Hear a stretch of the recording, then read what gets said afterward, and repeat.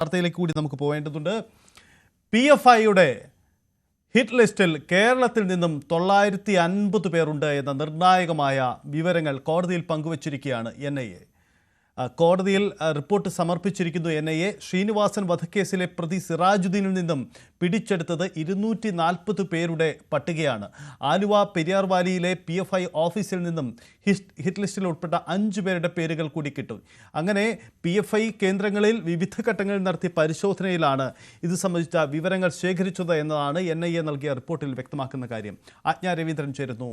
ആജ്ഞ, വളരെ പ്രധാനപ്പെട്ട വിവരമാണ് ഇത് സംബന്ധിച്ച് NIA പങ്കുവച്ചിരിക്കുന്നത്. PFI ഒരു ഭീകര സംഘടനയാണ്, നിരോധന സംഘടനയായി നിരോധിച്ച് കഴിഞ്ഞ നിർണായക തീരുമാനം കേന്ദ്ര സർക്കാർ കൈക്കൊണ്ടതുമാണ്. എന്തായാലും ഇത് സംബന്ധിച്ച പരിശോധനയിലാണോ ഈ ഹിറ്റ് ലിസ്റ്റ് സംബന്ധിച്ച വിവരങ്ങൾ കിട്ടിയിരിക്കുന്നത്? അങ്ങനെയെങ്കിൽ സംസ്ഥാനത്തിൻ്റെ ഏതൊക്കെ ഇടങ്ങളിലെ ആരൊക്കെയാണ് ഹിറ്റ് ലിസ്റ്റിൽ ഉൾപ്പെട്ടിരിക്കുന്നത്? കാര്യങ്ങളൊക്കെ ഈ റിപ്പോർട്ടിലുണ്ടോ?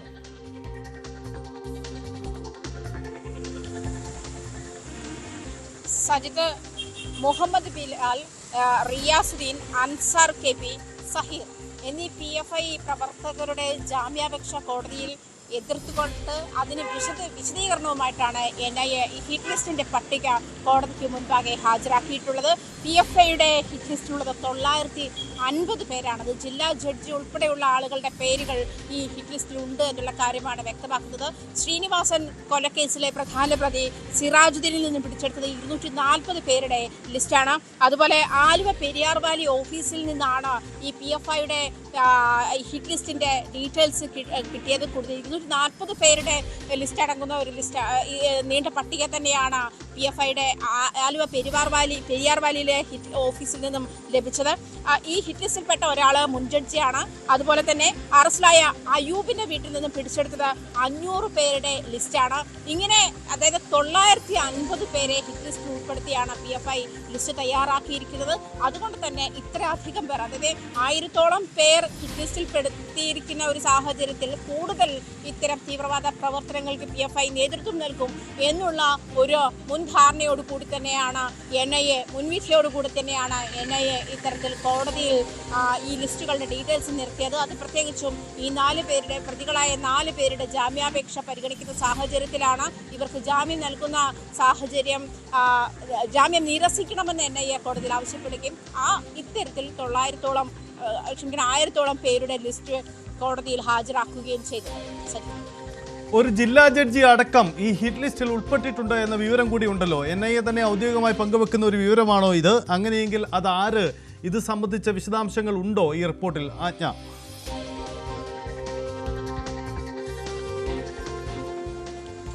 ജില്ലാ ജഡ്ജി ആര് എന്നുള്ള വിവരം NIA പുറത്തുവിട്ടിട്ടില്ല. എന്നാൽ NIA കോടതിക്ക് മുൻപാകെ ഈ 950 പേരടങ്ങുന്ന ഹിറ്റ് ലിസ്റ്റ് സമർപ്പിച്ചിട്ടുണ്ട്. ഒരു നീണ്ട പട്ടിക തന്നെ NIA സമർപ്പിച്ചിട്ടുണ്ട്.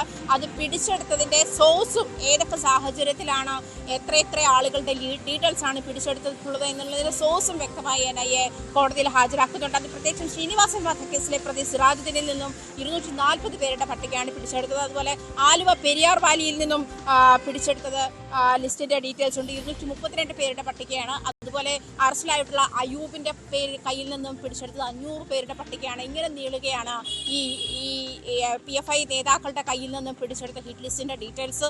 അതുകൊണ്ട് തന്നെയാണ് ഇവർക്ക് ജാമ്യം നിഷേധിക്കണമെന്നൊരു ആവശ്യം കൂടി NIA കോടതിയിൽ ആവശ്യപ്പെട്ടിരിക്കുന്നത്. ഇതിന് അതായത് കിടപിടിക്കുന്ന തരത്തിലാണ് NIA ഈ ജാമ്യം നിഷേധിക്കുന്നത്.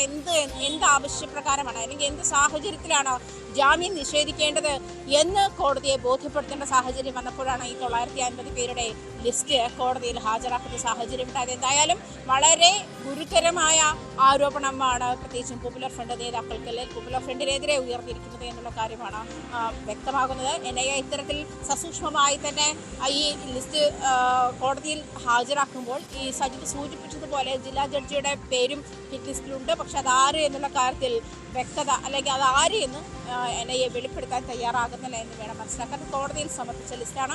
950 പേരുടെ പേരടങ്ങുന്ന ഒരു ലിസ്റ്റ് കോടതിയിൽ ഹാജരാക്കിയിട്ടുണ്ട്.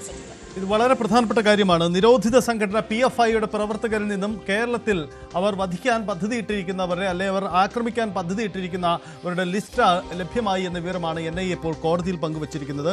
അവരുടെ ജാമ്യാപേക്ഷയെ എതിർത്തുകൊണ്ട് നൽകിയ നിലപാടിലാണ്, സത്യവാങ്മൂലത്തിലാണ് ഇത്തരമൊരു റിപ്പോർട്ട് പങ്കുവച്ചിരിക്കുന്നത്. 977 പേർ എന്നതാണ് ലിസ്റ്റിൻ്റെ പൂർണ്ണമായ രൂപം.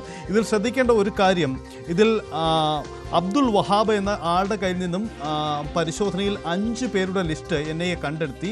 ഇതിലാണ് ഒരു മുൻ ജില്ലാ ജഡ്ജിയുടെ പേരും ഉൾപ്പെട്ടു എന്ന വിവരം NIA പുറത്തുവിടുന്നത്. അങ്ങനെയെങ്കിൽ അതാരെ എന്ന ചോദ്യമുണ്ടാകുന്നുണ്ട്. അങ്ങനെ വിശദമായി ഒരു അയൂബ് TA ഇയാളുടെ വീട്ടിലെ പരിശോധനയിൽ നിന്നാണ് 500ഓളം പേരുടെ വിവരങ്ങൾ, ഇവർ പദ്ധതിയിട്ടിരിക്കുന്ന 500ഓളം പേരുടെ വിവരങ്ങൾ കിട്ടിയെന്ന വിവരം കിട്ടുന്നുണ്ട്. മുഹമ്മദ് സാദിഖ് ഇയാളുടെ വീട്ടിൽ പരിശോധന നടത്തിയപ്പോൾ 232 പേരുടെ വിവരങ്ങൾ ലഭ്യമായി എന്ന വിവരം പങ്കുവയ്ക്കുന്നുണ്ട്. ഇങ്ങനെ നിർണായകമായ പല കാര്യങ്ങളും ലഭ്യമാവുന്നു. ഈ ഏറെ ചർച്ച ചെയ്യപ്പെട്ടതാണ് ശ്രീനിവാസൻ വധക്കേസ്.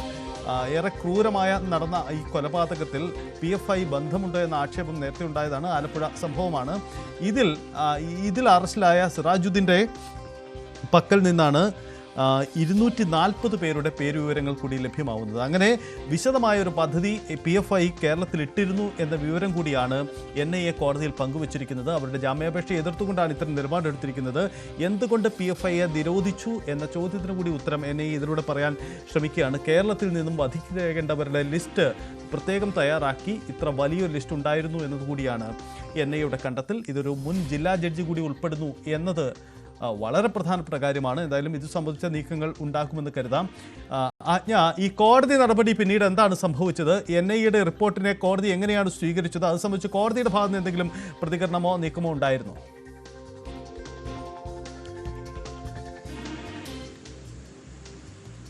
സജിത്, അത്തരം വിവരങ്ങൾ ലഭ്യമാകുന്നതേയുള്ളൂ. എന്തായാലും ഈ 4 പേരുടെ ജാമ്യാപേക്ഷ പരിഗണിക്കുന്ന സാഹചര്യത്തിലാണ് കോടതി ഇങ്ങനെയൊരു കോടതിക്ക് മുൻപാകെ NIA ഇങ്ങനെ ഒരു നീണ്ട ലിസ്റ്റ് സമർപ്പിച്ചത് എന്നുള്ള കാര്യം വ്യക്തമാണ്. അത് 1000-അടുത്ത ആളുകളുടെ ലിസ്റ്റാണ്, പേര് വിവരങ്ങളാണ്. സജിത് പറഞ്ഞതുപോലെ ഒന്നുകിൽ അവരെ ആക്രമിക്കുകയോ അതല്ലെങ്കിൽ ഇല്ലാതാക്കി ഉന്മൂലനം ചെയ്യുക എന്ന ലക്ഷ്യത്തോടു കൂടി തയ്യാറാക്കിയിട്ടുള്ള ലിസ്റ്റാണ് ഇതെന്നാണ് NIA കോടതിയിൽ ബോധ്യപ്പെടുത്തിയിരിക്കുന്നത്. അതുകൊണ്ട് തന്നെയാണ് PFIയെ നിരോധിക്കാനുള്ള സാഹചര്യം എന്താണ് എന്ന് കൂടുതൽ വ്യക്തത വരുത്താൻ NIA മുതിരുന്നത് എന്ന് വേണം മനസ്സിലാക്കാൻ. അതുമാത്രമല്ല, ഈ 4 പേരുടെ ജാമ്യാപേക്ഷ കോടതി പരിഗണിക്കുന്ന സാഹചര്യത്തിലാണ് ഇവരെ ജാമ്യാപേക്ഷ എതിർത്തുകൊണ്ടാണ് NIA ഇത്തരത്തിൽ ഈ ഹിറ്റ് ലിസ്റ്റ് കോടതി സമർപ്പിക്കുന്ന സാഹചര്യം ഉണ്ട്. അതിലൊരു ജില്ലാ ജഡ്ജി കൂടിയുണ്ട് എന്നുള്ള കാര്യവുമാണ് കൂടുതൽ ഞെട്ടിക്കുന്നതായി മനസ്സിലാക്കാൻ കഴിയുന്നത്. മാത്രമല്ല, ഈ ശ്രീനിവാസൻ വധക്കേസിലെ പ്രധാന പ്രതിയുടെ കയ്യിൽ നിന്നും 240 പേരുടെ ലിസ്റ്റ് കണ്ടെത്തുന്നു. അതുപോലെ പെരിയാർ വാരിയുടെ PFI ഓഫീസിൽ നിന്നും 5 പേരുടെ ലിസ്റ്റ്, അത് പിന്നീട് നടത്തിയ ഒരു പരിശോധന 241 പേരുടെ ലിസ്റ്റ്, അത്തരത്തിൽ 232 പേരുടെ ലിസ്റ്റ് അത്തരത്തിൽ ശരി, ആഞ്ഞിലേക്ക് ഞാൻ വരാം. ഞാൻ ഒന്ന് കാത്തു നിൽക്കാം. ഇപ്പോൾ സന്ദീപ് വചസ്പതി BJP നേതാവ് നമുക്കൊപ്പമുണ്ട്. സന്ദീപ്, ഈ ശ്രീനിവാസൻ വധക്കേസ് താങ്കളുടെ ജില്ലയിൽ ഉൾപ്പെട്ട ഒരു പ്രധാനപ്പെട്ട സംഭവമായിരുന്നു. അതിലെ പ്രതിയിൽ നിന്നും ആണ് ആദ്യമായി ഒരു ലിസ്റ്റ് കണ്ടെത്തുന്നത്, ഹിറ്റ് ലിസ്റ്റ്. തുടർന്ന് സംസ്ഥാനത്തെ PFI നേതാക്കൾ വിശദമായ പരിശോധന നടത്തിയപ്പോൾ 977 പേരെ വധിക്കാനോ ആക്രമിക്കാനോ പദ്ധതിയിട്ട് അവരുടെ പേരുവിവരങ്ങൾ NIA ശേഖരിച്ചു എന്നാണ് അവർ റിപ്പോർട്ട് നൽകിയിരിക്കുന്നത്. ഒരു വലിയ